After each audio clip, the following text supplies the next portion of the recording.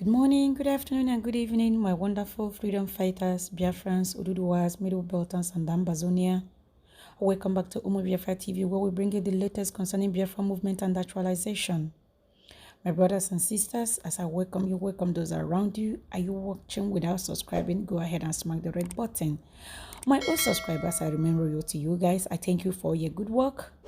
The video we're about to react on is a video in two sections where they are talking about the insecurity in Nigeria and the lies of the Fulani and their religion.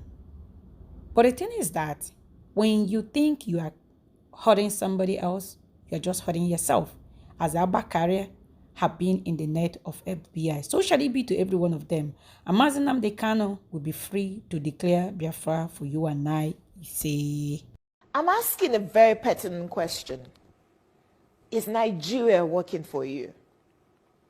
Major General Muhammadu Buhari retired, knew the solutions to Boko Haram till he finally became president.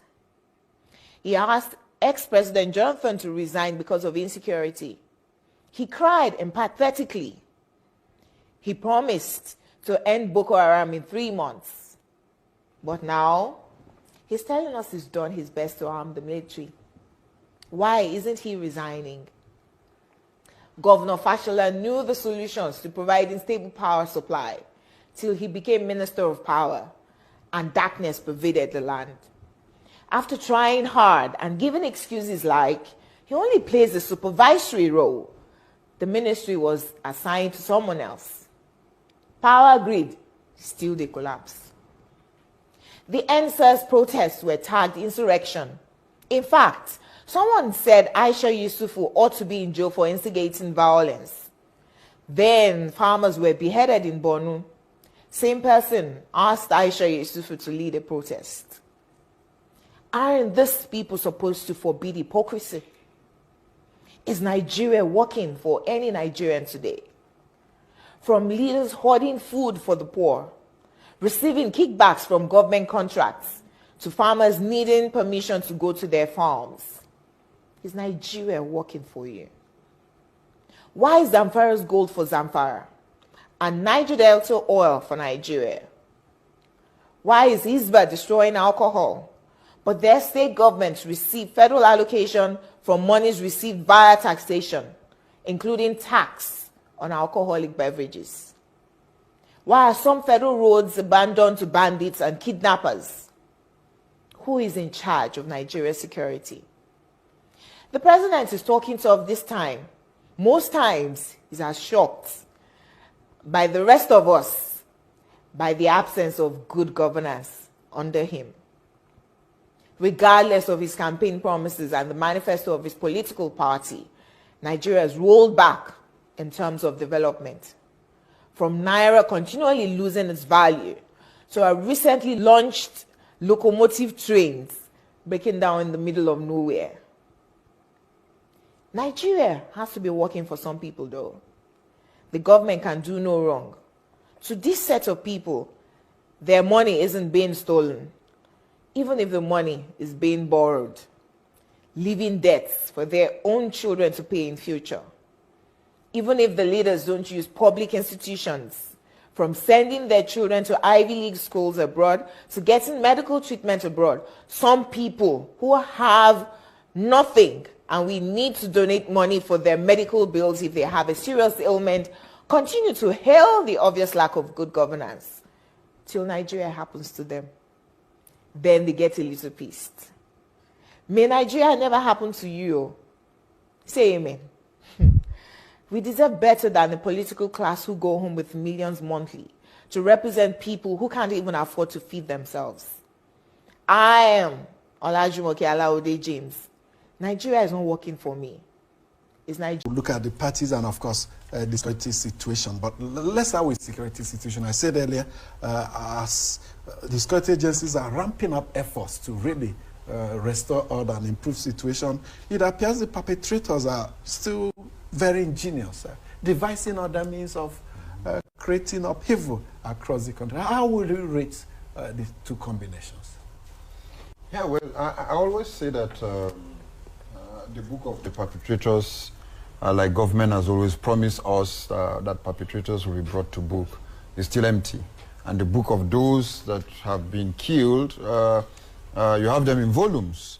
And basically because government have not yet understood the dynamics and trying to stop the perpetrators.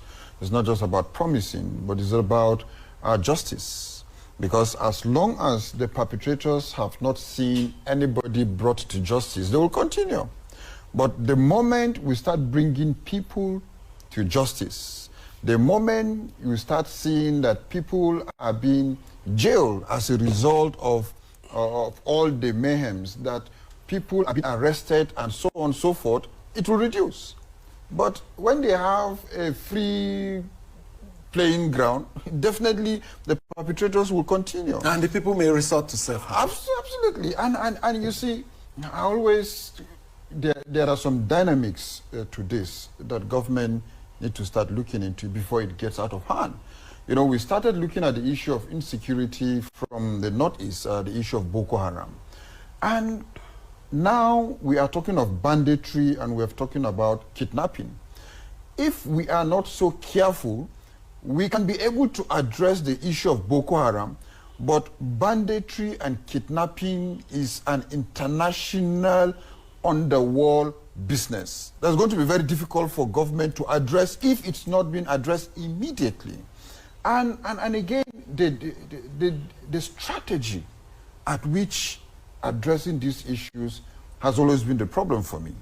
I don't see someone like Kanu or Sunday Igbo as a major factor or problem to the Nigerian security situation. Let's give an example. When during the Yaradua regime, when Saraki Dokubo was talking and was shouting about issues in the South-South, Yaradua was able to address the issue of the South-South, and an amnesty program was able to roll out. And now we don't hear most of those militancy in the South-South. But here we are in the Southeast, and here we are in the South-South, and here we are in the North-Central with serious issues, but the concentration is just on individuals, not on the problems.